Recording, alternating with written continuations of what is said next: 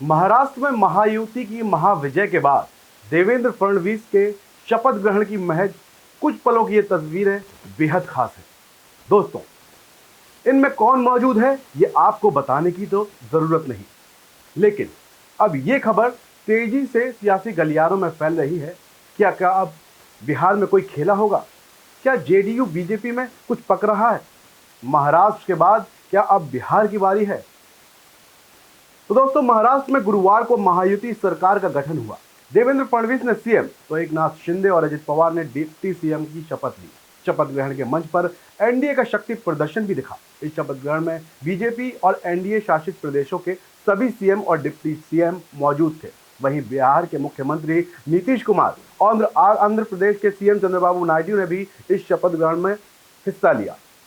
इन तस्वीरों में आप साफ देख सकते हैं कि नीतीश कुमार ने मंच पर गर्मजोशी के साथ पीएम मोदी से मुलाकात की। हालांकि चौंकाने वाली बात यह है कि जब मुंबई में इन दोनों नेताओं की मुलाकात हो रही थी, तब बिहार में नीतीश की पार्टी जेडीयू बीजेपी को राजधर्म की याद दिला रही थी। दोस्तों, ऐसे में सियासी गलियारों में अब कयास और चर्चाओं का दौर शुरू हो चुका है। दरअसल असम में हेमंत बिस्वा शर्मा सरकार ने हाल ही में बीफ बैन कर दिया।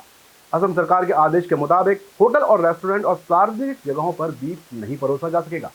बीजेपी के सरकार के फैसले के बाद जेडीयू ने खुलकर इसका विरोध किया और केंद्र में बिहार में बीजेपी को सहयोगी पार्टी रही जेडीयू के केसी त्यागी ने कहा कि भारत का संविधान सबको खाने पीने की आज़ादी देता है। होटल या सार्वजनिक स्थान पर बीफ बैन का हम समर्थन नहीं करते। इससे समाज में तनाव फैलेगा, जो पहले से भी फैल रहा है। इसके अलावा जेडीयू के एक और प्रवक्ता राजीव रंजन ने भी इसे दुर्भाग्यपूर्ण बताया। उन्होंने कहा कि लोगों को खाने पीने की आज़ादी होनी चाहिए। उन्होंने इस फैसले को राजधर्म के खिलाफ बताते हुए समझ से परे बताने की कोशिश की। उनके मुताबिक सरकार को इसमें कोई मतलब नहीं होना चाहिए कि लोग क्या खा रहे हैं और क्या पहन रहे हैं। नीतीश कुमार की पार्टी जेडीयू समय समय पर यानी कि वक्त वक्त पर बीजेपी के फैसलों का विरोध करती आई है। हाल ही में वक्फ बोर्ड संशोधन बिल के मुद्दे पर जेडीयू ने अपने आप को किनारे रखा, कोई विरोध या फिर पक्ष का बात नहीं कही। हालांकि कांवड़ यात्रा के दौरान दुकानों पर नेम प्लेट के फैसले को खुलकर विरोध भी किया था। इतना ही नहीं, अब किसान आंदोलन के मुद्दे पर भी जेडीयू बीजेपी से अलग रुख अपनाए हुए है। जेडीयू ने उपराष्ट्रपति जगदीप धनखड़ के उस बयान का समर्थन किया जिसमें उन्होंने कृषि मंत्री शिवराज सिंह से पूछा था कि किसानों के से जो वादे किए गए थे वो पूरे क्यों नहीं हुए।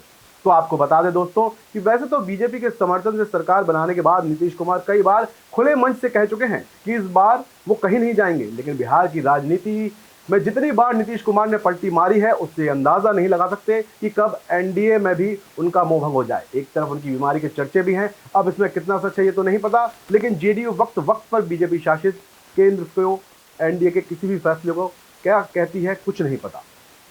बाकी बिहार में क्या होगा, इस खबर पर हमारी पूरी अपडेट रहेगी और आपको इस पर हम सारी जानकारी देते रहेंगे। बस आप बने रहिए बुलंद भारत टीवी के साथ, क्योंकि हम हैं ताकत आपकी।